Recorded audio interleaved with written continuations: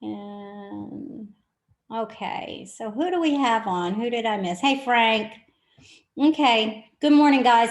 It's 10:02, so to respect y'all's time, I'm going to go ahead and begin because we have a lot to cover. As I mentioned, some of you guys have attended my previous training sessions, and I'm doing it a little different today. So today, everything you're going to see is an example of how forms should be filled out. Okay, there can be more details added to it and whatnot, but at least it gives you an example, right, of how things should be correctly filled out. So that being said, the first thing I'm going to cover is the purchase agreement.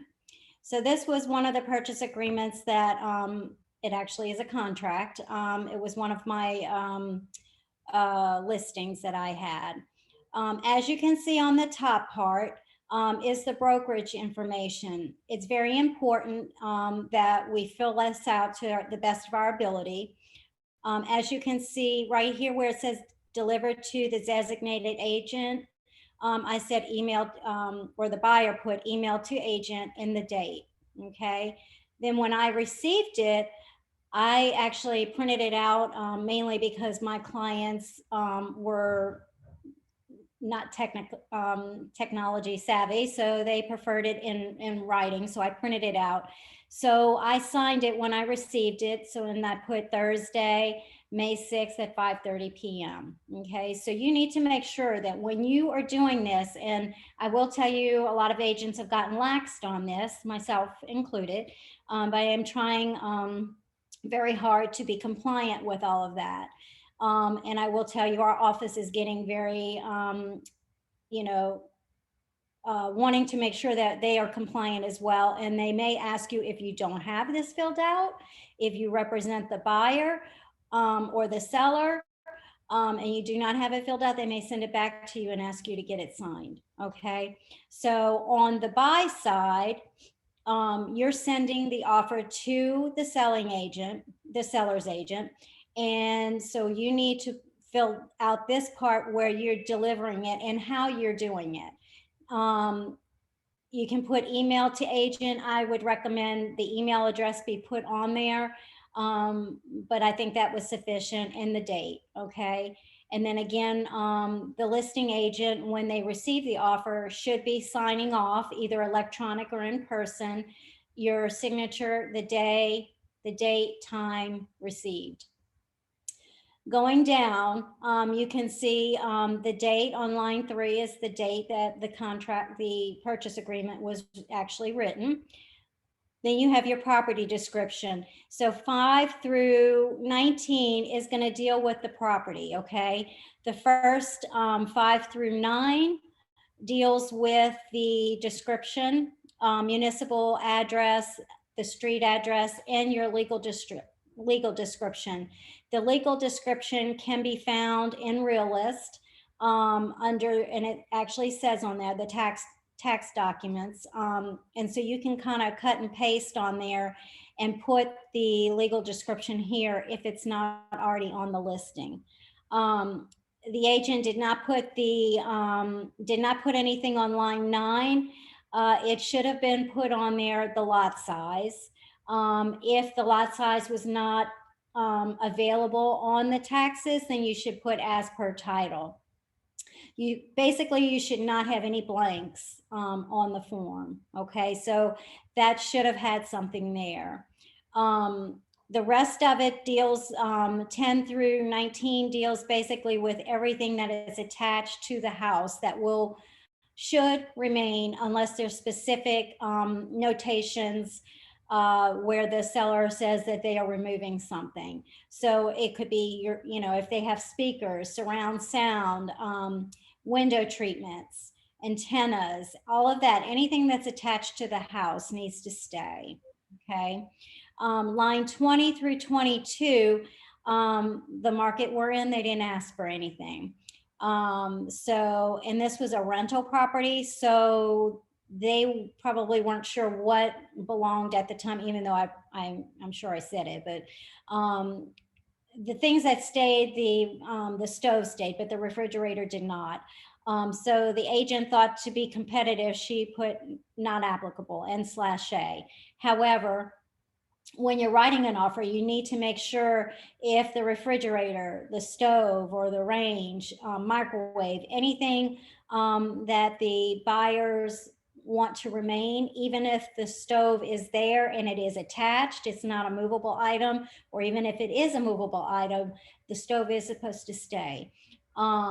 You need to notate, and we always are now recommending, because things are changing where the sellers may be changing out appliances.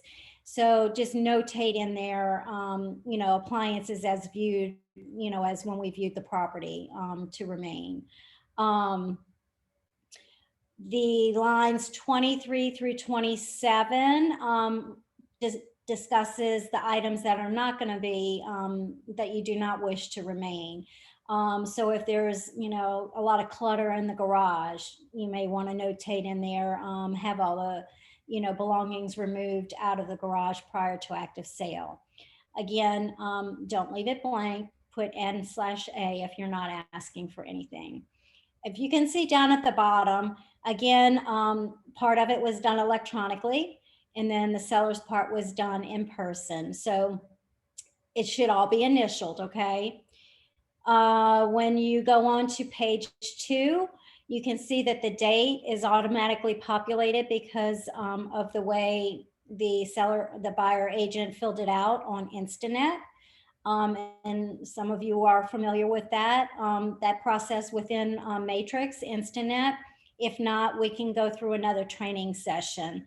But as you can see, all the blanks are filled out on this page. So just briefly going over everything, mineral rights is typically a 0. Very rare is it that we're going to have mineral rights that are going to remain. Especially if you're in the city. Now, there's some rural areas that there may be mineral rights, and if so, then you need to get the documentation for verification of that and put that there. The price, as you can see, it was the contract price was $141,000. The active sale date was June 21st. And then here, automatically, they put on here that it was not contingent on a sale. So the buyer didn't need to sell anything in order to make this offer. If the seller did have a house that needed to be sold prior to making this going to active sale, then they would have checked off line 47. But for this sake, on this example, line 49 was checked off. Financing, it was a finance sale, okay? And they were doing actual, they went rural development. As you can see, they checked that off. So they didn't need to put a down payment. That goes into financing part. That would be a question that we can post when Jeff does his, his time talking about the financing and all of the, the lending parts and the different loans that are out there, the loan products. But for this one, it was 100%. The buyer was financing her down payment. The interest rate was no higher than 4%, and it was a 30-year mortgage that she received. If you notice on line 68 through 71, very important. This discusses if the buyer, which this would come from a lender, you need to speak to the lender, which I know in all of our conversations, we've mentioned that. You need to have conversations with the lender to see what your buyer, if they need assistance for closing costs and prepaids. In this case, they asked that the seller pay up to $5,500 toward the buyer's closing costs and prepaids.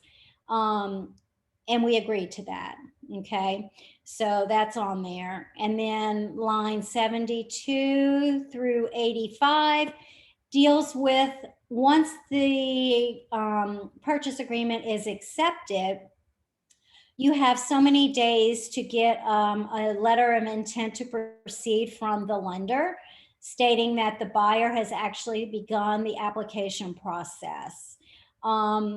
I will say that not a lot of agents are strict on obtaining this. However, with the situation we're in now with multiple offers, I recommend highly that you request this before the deadline if you are representing a buyer, to get that letter of intent to proceed and produce it to the selling agent. And also you can be a little more competitive on your days if they're already pre-approved. If they're pre-qualified, it may take a little longer. So the buyer asked for 5 days. Once the contract was accepted, they had 5 days to get me the intent to proceed. Okay. And that is calendar days, so that does count weekends and holidays as well. And then we go down to the proration of costs. There's nothing to fill out there, as you can see, but that does let you know that any prorations, flood insurance, homeowners insurance, any property owner insurance, all of that is going to be prorated from the active sale date on to, the end of the year, or however it will be assessed. Appraisal. 97 through 105. This all deals with the appraisal. When you have a mortgage, all purchase agreements are going to be contingent on an appraisal. Okay. You may hear a lot of talk right now that buyers may want to pay a little more than the appraised price if it comes in lower. That's a discussion you need to have with your client and with the lender if you are representing the buyer. I personally do not recommend it. However, it's just a discussion you guys need to have. But for our sake, on this example, the appraisal was conditioned on, the house appraising, which it did. And they gave us 3 days if the appraiser would be come in lower than the 141. I had 3 days to receive that from the buyer, the actual appraisal, and review that with my client to decide if we were going to accept it or walk away.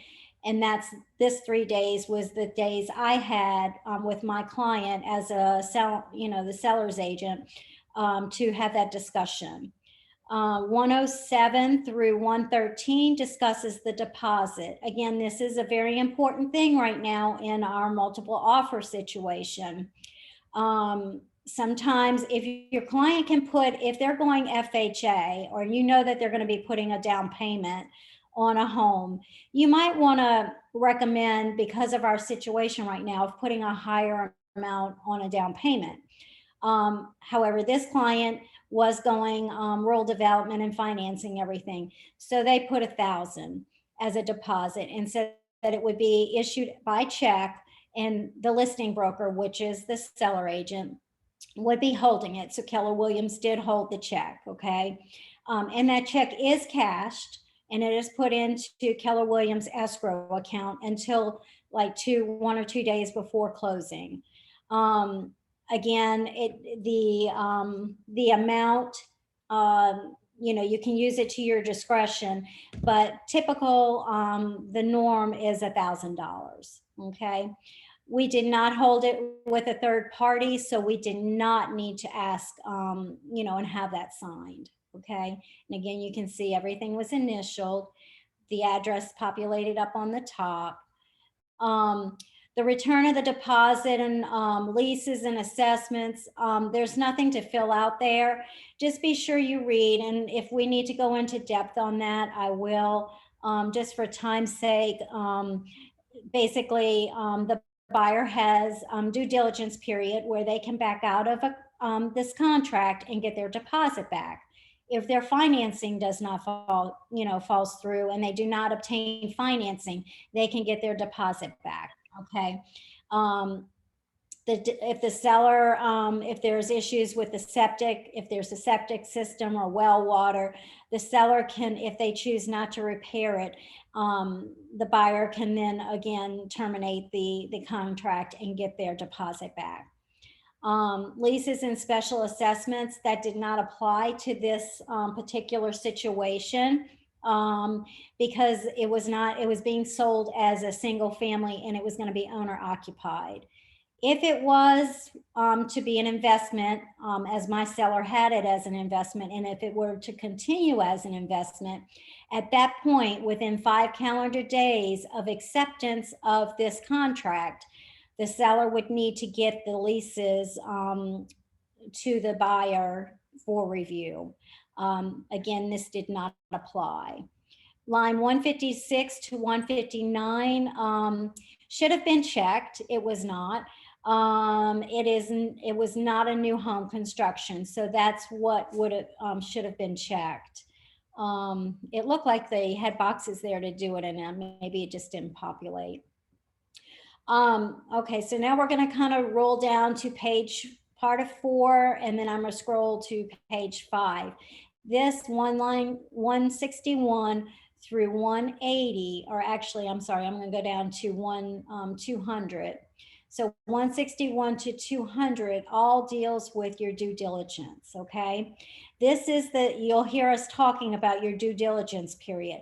This is an inspection period. The blank is where you fill in how many days, if you're representing the buyer, you are going to ask for due diligence period. This is calendar days.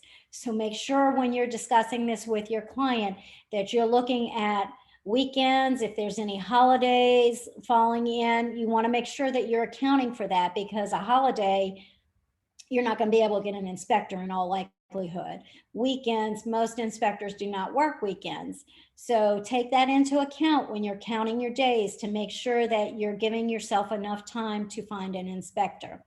Sometimes, especially if I know for a fact that it's going to be a heavy multiple bid situation, I may have my inspector pencil in the date for me and hold it and let them know. They don't like to do that a whole lot, but if you work with someone long enough, they may do it for you. And just to kind of pencil it in and say, I'll let you know as soon as I can, within 24 hours if I need that date or not. Okay. So this situation, they asked for 10 days. Okay. This one, the private water, 202 through 212 discusses the private wells, if there were septic systems. This actually did not. It was city sewer, and so there was no private septic or treatment center on it. So that was checked off. Scrolling down to line 213 through 221 discusses the home warranty. Again, typical practice is always to ask, if you're representing the buyer, to ask the seller to pay for the home warranty. However, again, because of our situation, we're having to be competitive and not ask for that. That's one less thing that the seller can, if we had asked for it, that would be another reason why the seller could possibly say, no, I reject your offer. So this situation, they did not ask for any type of home warranty. Okay, so they checked that off. And then we'll scroll down to the as is and the waiver of right of retribution. This is an addendum that should be attached to the for your client to sign, that the listing agent should put up for you to sign. It's typically going to be B 90% of the time when it's as is. Sometimes if it's a new construction, and we have been having a lot of those lately as well, instead of B, you would check off C. And C is the new home warranties, and you would need to attach the new home warranty addendum. And that's where the buyer automatically gets a warranty from the builder. Okay. I haven't had any where it was with warranties, the letter A. So most cases, if it's a home that's already built, it will be B.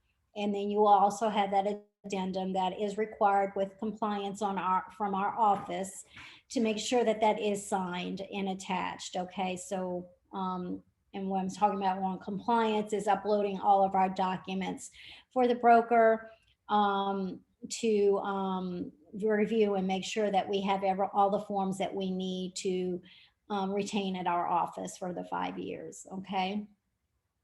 The marketable title and curative work, typically that's 30 days. Sometimes you can put less. I don't think as far as multiple offer that that's going to make much of a difference, because this is actually for the seller in case that there's not the chain of title. When title is run, they want to make sure that there's no breaks in it. And if something doesn't come back and they're having issues getting clear title, this little line right here on 244 is where you're giving the title company an additional 30 days to extend the active sale, so that they have an opportunity to fix whatever is not correct on the title. So I typically do 30. However, you can put less time.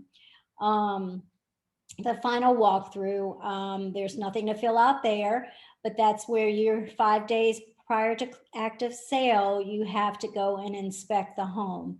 Most of the agents under me know that I don't recommend you go 5 days before active sale. I recommend you go the day before, or even, quite frankly, the day of active sale. Doesn't mean you can't go ahead of time and check repairs and whatnot in the meantime, but especially now with hurricane season that we're in, it's very important that you go right before active sale and make sure that home is in the same or better condition than it was when you originally showed the property. 258 all the way down to 266 just discusses the default of agreement by the buyer. There's nothing to fill out there. Do read that and understand if you have questions. There is, for instance, if you don't turn in your deposit within the 72-hour time period, you would be considered, your buyer would be considered in default. So make sure you follow and diary all of your calendar dates so that you don't miss anything. And this should not apply to anybody if you follow everything and you communicate with the seller's agent. If you're the seller's agent and just communicate with the buyer's agent, and just make sure that you guys are all on board and communicate with each other. That's the most important thing, and you won't have to worry about all of the defaults, okay? The mold, offender notification, flood insurance, all of that, you can recommend that your client, if they have concerns about that, there's websites here that they can get in and check it out. And possibly you should check it out and see what's there so you can explain it to your clients. Most people, during inspections, I'll make a note if there's something with mold. The offender notification, we cannot discuss that. So I definitely would give them this website if they're concerned about that. Okay. And the flood insurance, if it's Orleans Parish, you would need to get on to FEMA. I know Matrix has the flood, when you're looking at properties, they have that little category, the tab that you can click on there and see. So it gives you a good, quick assessment. Sometimes it's not correct though. So you can check FEMA. Jefferson Parish, I love, because they have a portal that you can actually get into and pull it up by the street and then the address. And that is 90% accurate. It sometimes is not.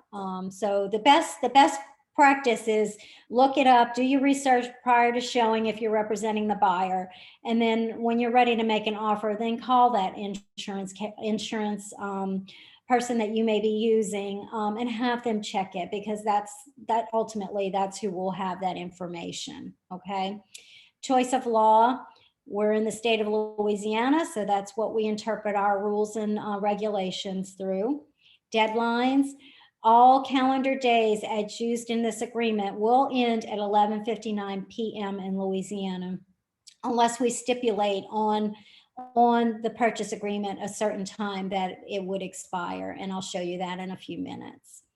If you had any additional terms and conditions that you wanted to put in, line 301 through 308, this is where you could add it. Some agents like to put the financing information in this section.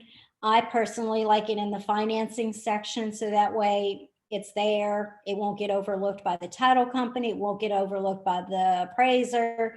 But to each its own. This agent did not ask for anything, so not applicable went there.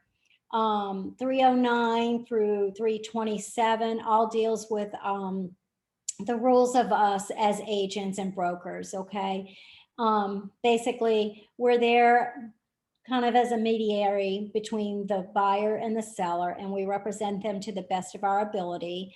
Hold confidential stuff confidential, make sure that, you know, you do the research that you need to do to represent your client in the best ability that you can. Right here on 328 through 332, because this was rural development, they did not need to check anything off here. If it were an FHA, you would check off FHA. As you can see, if it was any type of septic system, we would have an addendum here. If we were asking for the deposit to be held by a third party, there would be that deposit addendum. Okay, new construction, as I mentioned, if it was new construction, you would attach a new construction addendum.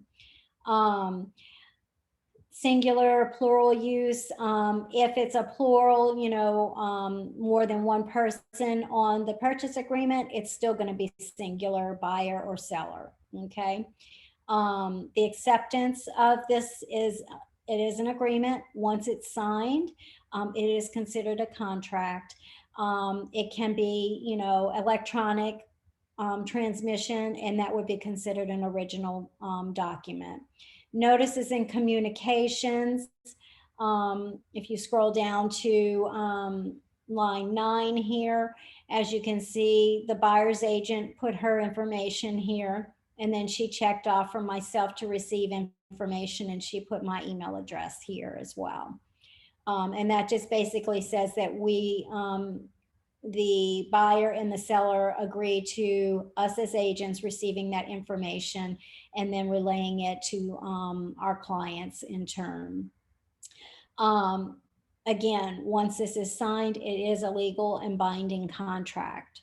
Okay, so make sure that you explain everything to your clients and they understand what they're signing. As I mentioned, when I said about the expiration, you know, our calendar days, let me scroll up.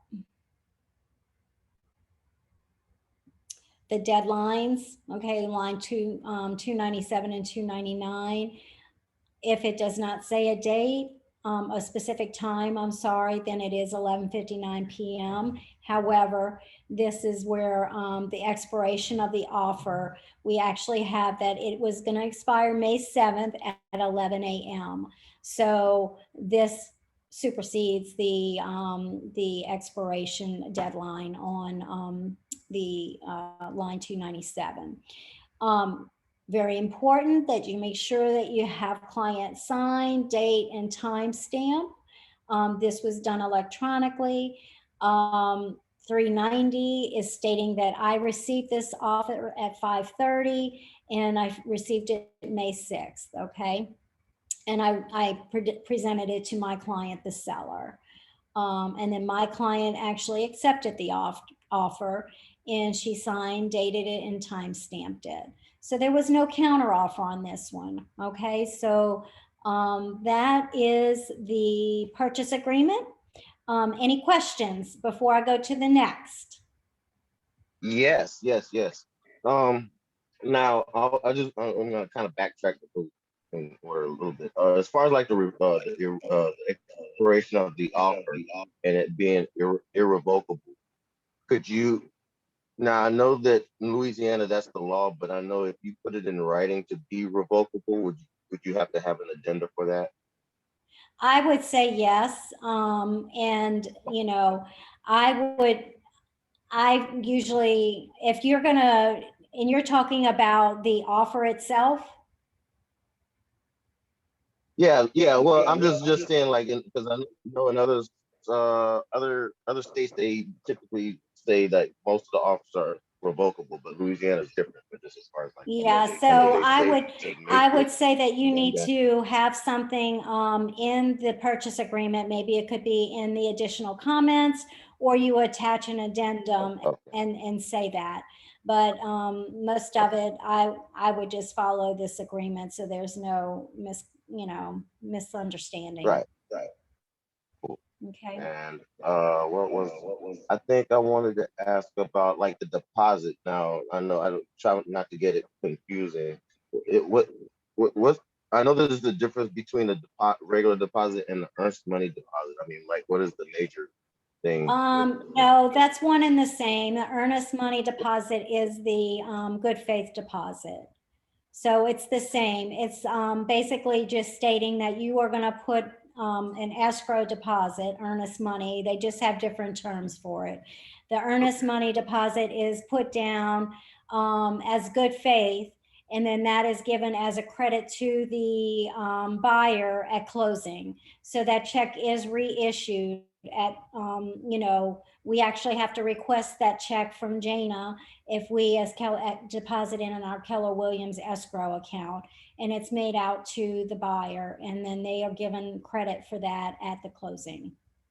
Okay, and that's not to be confused with the down payment or That down has payment. nothing to do with their down payment. However, that can go toward their down payment. Okay. Okay. So like when I was explaining in multiple offer situations, if your client happens to be going FHA or even rural development and they're not doing 100% financing and they are actually putting a down payment, that is not that is part of your closing cost, but it's not considered, the seller cannot help you with your down payment. Okay. If you're not doing rural development 100%, every buyer will have a down payment. And part of that deposit can be considered your down payment when you get that check back and give it to the title company. So just like I was saying, to be competitive. I'm sorry. I said just make sure you have that in writing. Make sure you what? Like that. Just have it in writing if you're gonna use that deposit as part of your like down payment or something like that. No, you don't have to. That money is automatically given back to the buyer. So Okay, it's being held in escrow, and our escrow account does not, it's not an interest bearing account. It's a good faith deposit, just saying that you're moving forward with the contract, and it's a good faith deposit.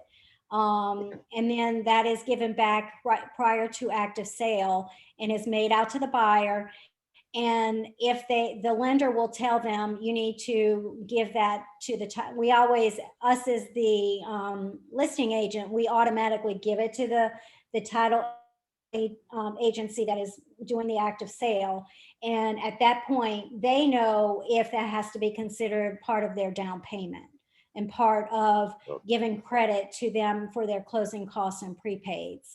Us as the listing agent, as long as we gather it, we did our job and turn it over to the title company. And it's up to the lender and the title company to and the buyer agent to just instruct the buyer that you need to sign it over to the title company for credit on your down payment. Who's not on mute? Hang on just a second. Okay. Or they can get that check back, but 9 times out of 10 it will be signed over to the title company so that the buyer can use it for their closing costs and prepaids or their down payment, one or the same. Does that help? Okay. Does anybody else have any? Yeah. So I have a question with the closing costs. So I remember when I had my sale with the closing costs, when the buyer asked the seller to pay closing costs, is the seller actually paying it, or are they just rolling it into the loan? They're rolling it into the loan. Okay, but it looks like the seller's paying it. Yeah, so what happens, it's kind of like a three-way thing. So the seller pays the title company and gives, so that it comes out. They give the monies to the title company, and the title company then distributes it to, the title, the lender, the insurance, whatever it's going to be. But ultimately, it is rolled into the loan. Okay, So thank that you. the price bumps up. Most of the time, if you're asking for it, you're either going to ask more on your offer, or you're going to ask asking price, because the seller is agreeing. If you put more on your your offer to purchase, okay, so that's what this one did. So as you know, Rochelle, we didn't ask 141. We asked, I think 132 was our list price. Okay, so they actually bumped it up so that we could pay their closing costs and prepaids. Okay, which was and we actually went a little over that, but so that it took care of that. But they did finance the 5,500, to answer your question. So on Thank you. you're welcome. This scenario, they asked for the seller to put up 5,500 toward their closing costs and prepaids. Okay. And it was agreed. So at closing, the seller, it was taken out of the seller's proceeds. So you'll get a HUD statement. And unfortunately, I did not attach that today. I know one day in coaching, I showed some of you in the office what it looks like. So I'll attach that in future and share all of that with you guys, a sample of the HUD and the cash sale and the deposit and the key statement and all that. Okay. So I'm going to move on. And I should have actually checked off before I did the purchase agreement, the buyer agency agreement. Rhonda discussed this at length a few weeks back in the coaching, but this is found in our Google Drive. Okay, it will not be found on Instanet, and it will not be found, I don't believe, on Nomar does not have one. Okay, so this is a Keller Williams generated form. Where I have asterisks is where if you decide you want to have, if you're doing like a for sale by owner, or the commission is not the 3%, and you have an agreement and had a discussion with your buyer to pay the difference of whatever the commission may be, you would put that in here if it's not the 3% of the purchase price. So for instance, if it was 2.5% and the buyer agreed to pay the other half a percent to make it equal to 3, you could put that amount in here and then stipulate it down here if you so choose. Most of you know my practice is I don't do that. I usually put not applicable. I deal with a lot of buyers that cannot afford that, unless it is in fact a for sale by owner and we have to bump the price up. Right now, for sale by owners think sky's the limit on their asking price, but typically they don't price it high enough, and so you can bump the price up a little bit to cover your commission. If you can get the seller to pay the buyer side of the commission, and if you get them to pay the seller side as well. Okay, but these two spots is what you would fill in. If you put, if you don't want to ask them to pay, then you would put not applicable. And that's usually what I do. And then make sure you have the date and put Johnette Champagne. Make sure when you're having it signed that you put her name and you send it over to compliance263@gmail.com and have Joy sign off on it. But before you do that, you would also put your buyer's name and then have your buyer sign right here in that block. Okay. So that would be the first form. What is in the compliance, give me just a minute because I wish it would have put it in order for me. I thought I had my customer info form in here. I apologize, I did not attach it. The customer information form, let me just pull it up real quick.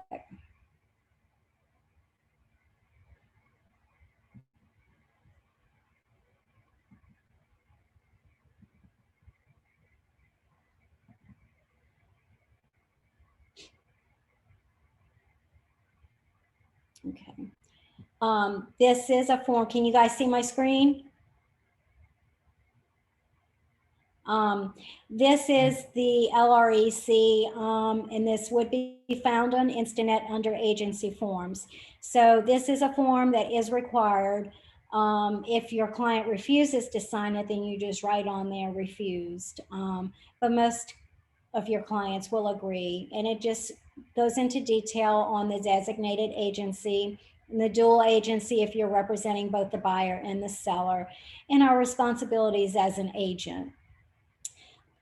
Discusses the confidential information, and that we are required and bound to keep that information that is confidential, okay? And then what you would do is you would actually have your client sign it.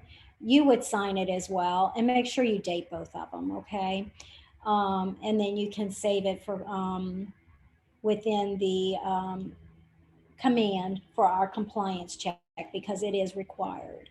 Okay, and I will upload that later. I'm sorry, I didn't do that. Okay, so the next thing, so your buyer agreement and your customer information form, those two are important to have prior to filling out your purchase agreement. We did the purchase agreement. The next form would be the waiver of retribution.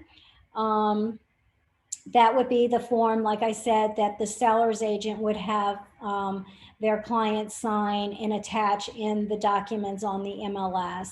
And as you can see, I have filled out the address, I dated it with my client, and I also put the buyer on there, and it was signed and dated by both parties, okay? And this is also, you know, it's found in our office, on Matrix, within the Instinet, and also on our Google Drive. The next form would be your property disclosures. And again, this is the listing agent, has her clients fill this out. I'm sure a lot of you have attended Joyce's listing presentation that she gives on all the documents. So this just discusses, it's 9 pages long, and it discusses the things that the seller needs to notate, any defects or any information that they know on the home. So I did have it filled out. My client and the buyer's agent signed all pages. They initial down at the bottom. So make sure it's filled out on the top and the bottom. And then as you can see, my client filled out as to her best of her ability. This actually wasn't a AE flood zone. However, it was a raised home. So the insurance was, it was really cheap. It was pretty much an ex flood zone, right? So it worked out good. Okay. Age of the years, you know, that house was 56 years old. The roof was changed after Katrina. So she filled out the most of it the best she could, and again, signed off on everything. So this is something that you do need to have your client review. You review with them, and you do have them sign off, initial and sign off on the last page. Okay. So that form is required when you're listing. Yes, it's required when you're listing, and it's also required for your client to sign when you're the buyer's agent. So it's a required form by both parties. But the listing agent gives it to the seller to fill out. Okay, so it's the seller's responsibility to fill it out.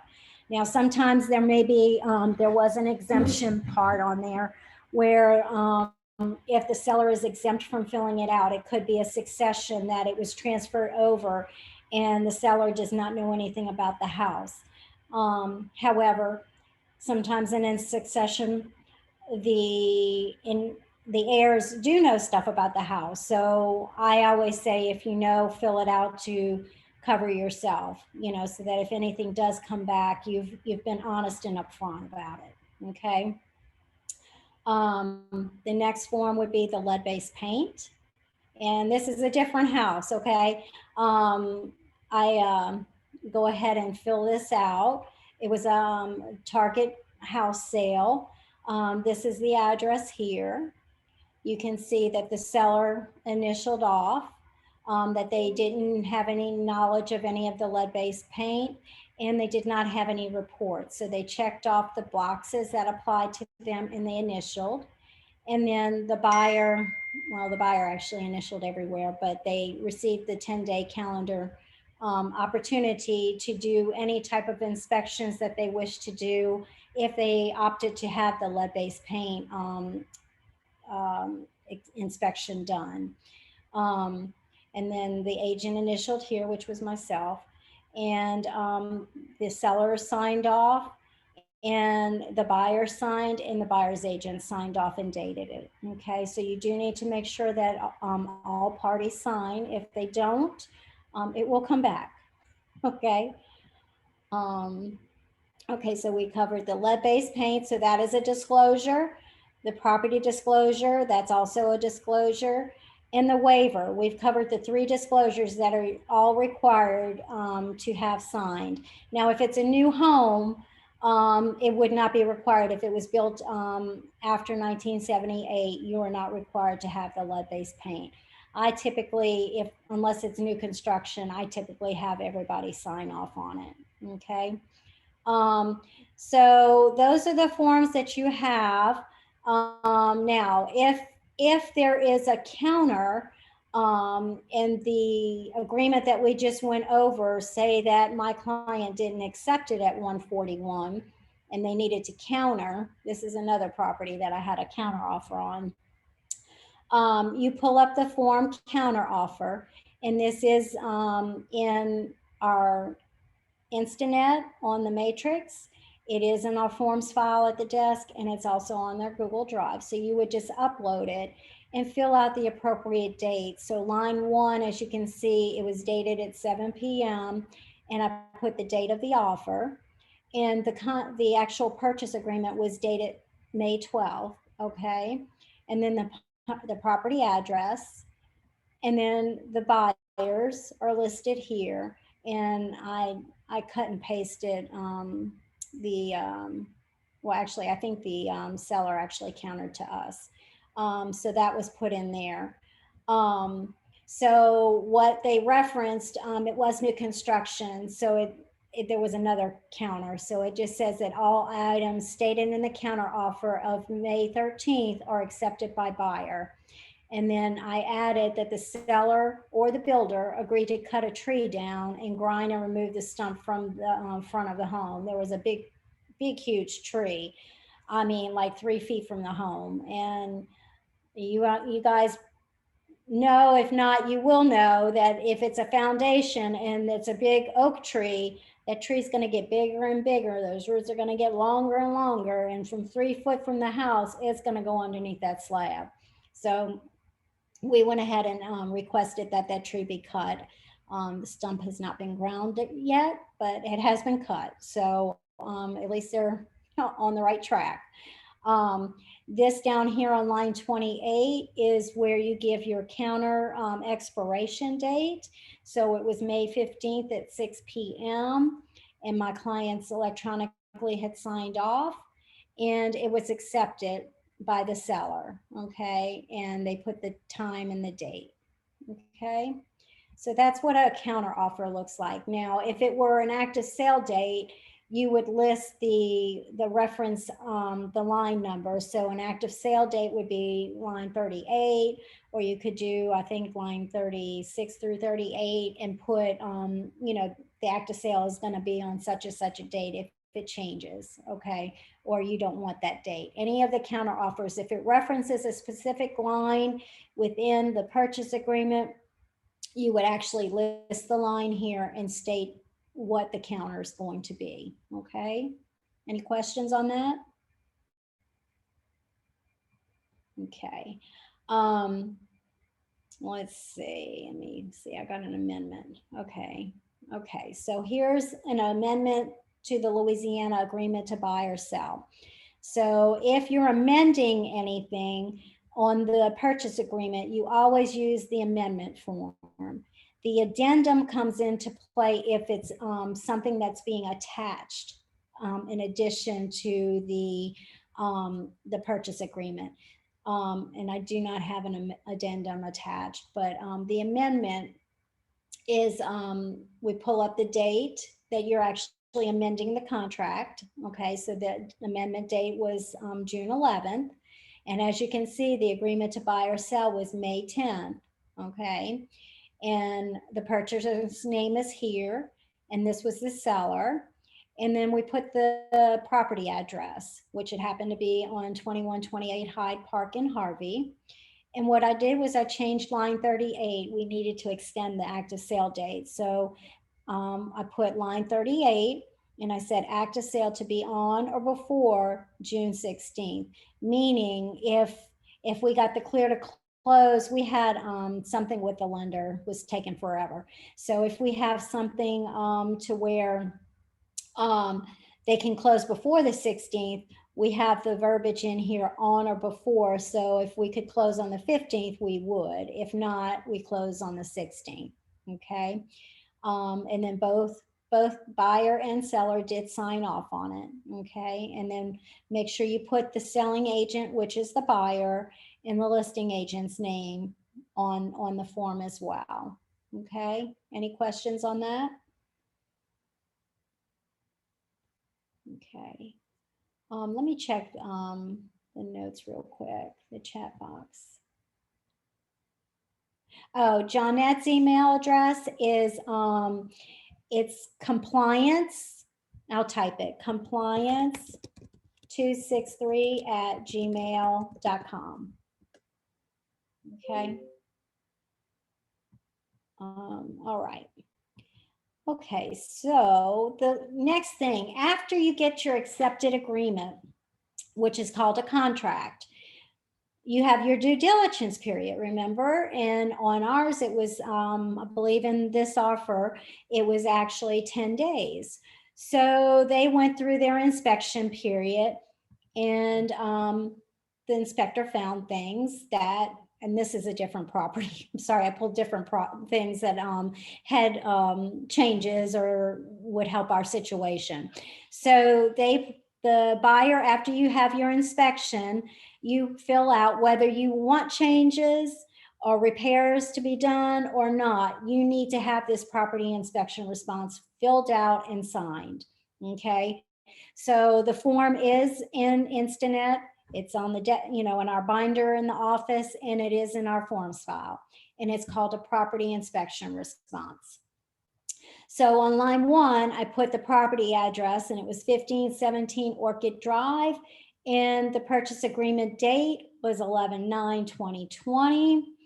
And as you can see, the buyer decided they wanted to have, they wanted the deficiencies that came up on the report to be remedied. Okay. They did not accept the property as it was, and they did not wish to terminate the agreement. So they opted to ask for repairs to be done. I do this quite different than a lot of people. I think it's just me being in the legal field for so long. I want to make sure that it's readable, it's legible, and it's not going to be cut off with any type of electronic, because I will tell you, when you're doing this electronically, sometimes it does not let you fit everything you want into the little boxes that are given. So because my client asked for deficiencies to be done, I said, please see attached addendum. And then the remedies, the desired remedies. If you so choose to put them here, this is where you would put your remedies. I again put, please see attached addendum.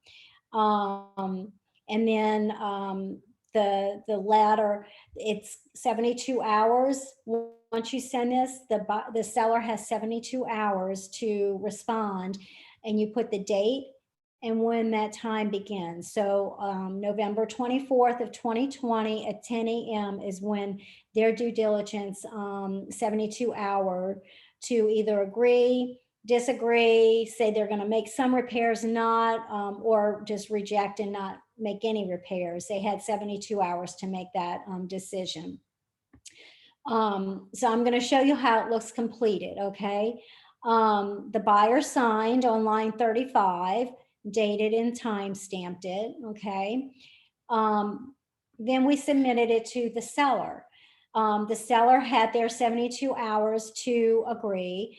And what they decided was they were going to offer $1,000 toward repairs if it was agreeable with the lender, which it was. And we, as buyers, had 72 hours from the date written here. So the seller put November 24th at 9 p.m. was when our commencing of the 72 hours was to begin, okay? And again, the seller signed, dated it, and I do not see the time on there, but they did fill it out there. Then when we received it, again, we had 72 hours to review, and my client accepted the $1,000, and he signed, dated it, and time stamped it, okay? Now, I'm gonna go ahead and get out of this one, and I'm gonna show you the addendum.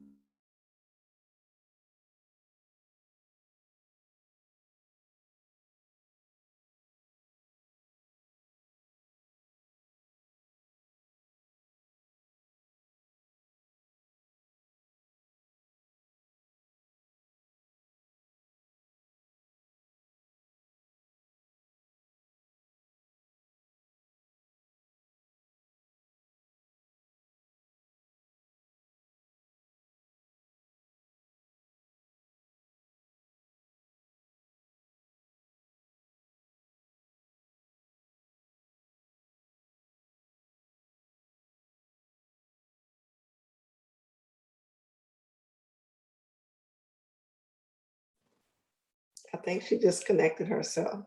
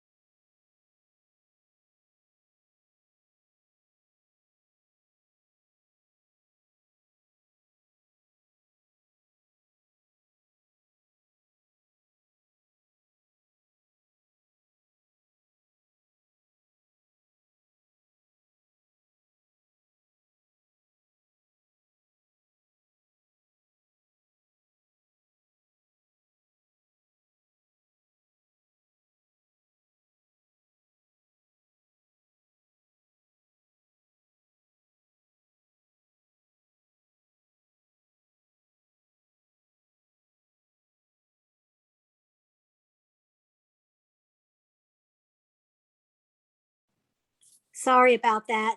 My computer died on me. I had it charged. It just doesn't hold a charge like it used to. So let me see if I can do the share. And unfortunately, I'm not able to. Give me a sec.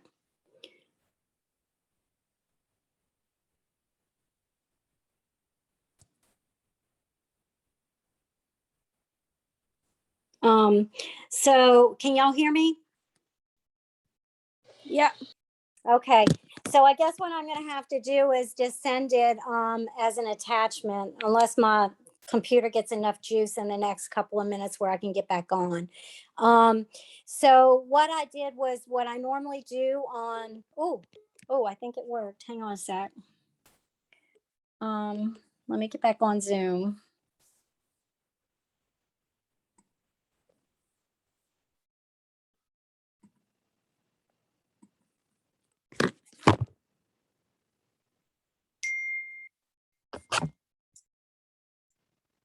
All right, I'm not probably going to be able to do it with the attachment since I've got to sign in as a member and not the host. So anyway, what I usually do is I create a Microsoft Word document, and Rihanna's trying to get on. Hang on, guys.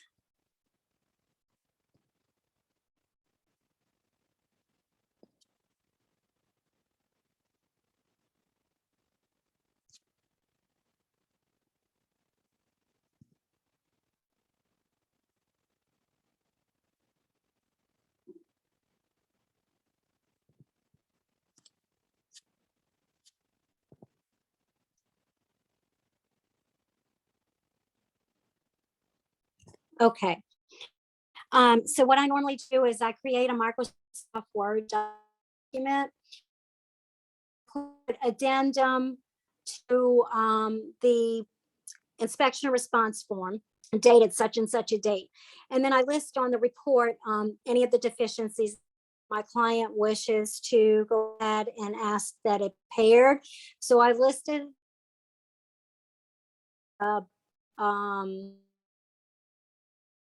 was a break in pipe plumbing inspection, revealed that there was a break in the sewer pipe, and the remedy would be to either have the seller, which I would typically ask the seller to make that repair, or give some sort of money put in escrow at the title company for that repair so that it would be taken out of their sales proceeds. So I just list all of that, and I always have my client sign off on that. Okay. Which form is that? It's not an actual form that, so when you're on the inspection response form, where it said to list the remedies, or the list the deficiencies and then list the remedies, that is where I normally would list please see attached addendum. And then I create my own document. Some people use an addendum. I actually just use the something I create, and I date it, and I list the property address, and then I list all the deficiencies. So some inspectors break it up like structure, plumbing, electrical. So if it was something with the plumbing, like I mentioned, and I actually have this on one of my listings, the plumbing, and that there was evidence of a break, then I would list the deficiency. If I represented the buyer, I would list that there was a break indicated. Please see attached video report, or the typed up report by the plumber on where the break is. And then the remedy would be where you type up and say that the buyer requests that the seller make that repair, and attached is an estimate. So that's basically what I do. And then I have that signed off. And then I just attach it when I pull it up into the matrix, or however you do things to get your client to sign it. I just attach it.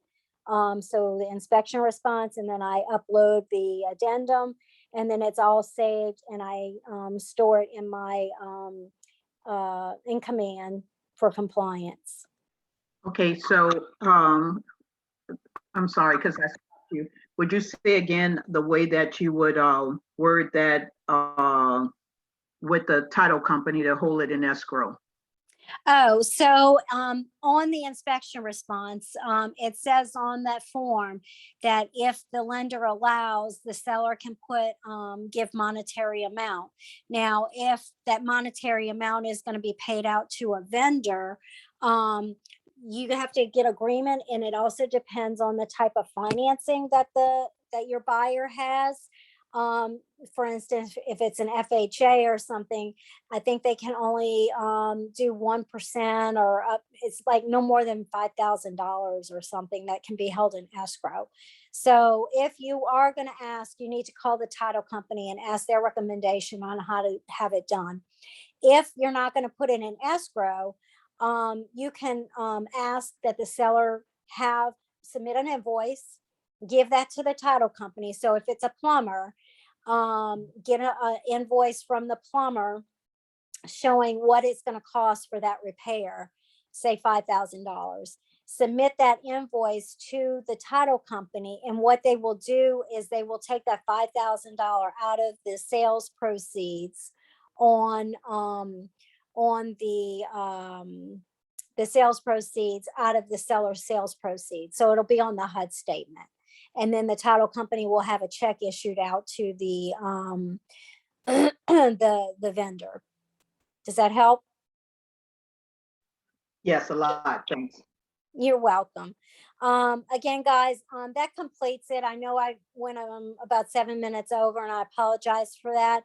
But everything that we discussed today, I will email the Google Drive link for you guys. That'll have the examples in there. Okay, so they're filled out like you saw, and I'll share that. So when you have a question and filling it out, at least you have something visual now to look at. Does that help? Yes, that'll help me a lot. Yes. Okay. Good. Do you guys have any questions before we sign off? No, thank you, Miss Kathy. You're welcome. Also, there's two open houses. One this evening that Kenneth Clark is hosting at 2513 Jasmine from 5 to 7. If y'all can attend that, please do. It's 2513 Jasmine Street in New Orleans. So it's in the Gentilly area. And then also Samantha Andrus, check your email from Jana. There's open house. It's a progressive open house for English Turn, and Samantha Andrus has a listing there too. So if we can That's tomorrow. support these agents, huh? The one that's tomorrow night. Yes, the one at English Turn is tomorrow, and it's a progressive, so you need to attend all of them. I think there's like 6 or 7 homes that are going to be on the tour in English Turn. And just in case you guys have not been there, that is a gated community. It is, they do have security guards. So doing the progressive, it gets you in so that you can look at all the homes without having to worry, the security guard will let you guys in. And there is a drawing for $100, $120 gift card, I believe. So not only get a chance to get $120, but you also give the agents some support on their open houses. So both are 5 to 7. Kenneth's is tonight, and Samantha's is tomorrow. Okay. All right. Well, excuse me. Thank y'all for joining. I hope it was informative. I hope, please give me some feedback. Let me know if there's anything I can add, take away, any of that. Thank you, Ms. Is- Kathy. Is You're Renee welcome. teaching her class? What's that? Is Renee still going to teach her class No, today? because of the COVID situation, we're postponing it till next week. So we'll catch everybody up next week. And I shortened today because of that as well. Okay.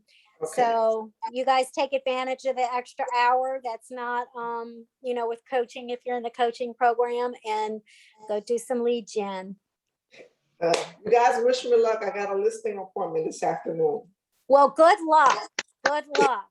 Good You luck. got it. You got this. Say some affirmations. Dion, Yes. say to yourself, I got this. I am going to get that listing. I have all my answers for this seller, and I'm going to get it. Yes. Okay. Well, y'all take care. Good luck. And I'll see you guys later. Okay. Okay.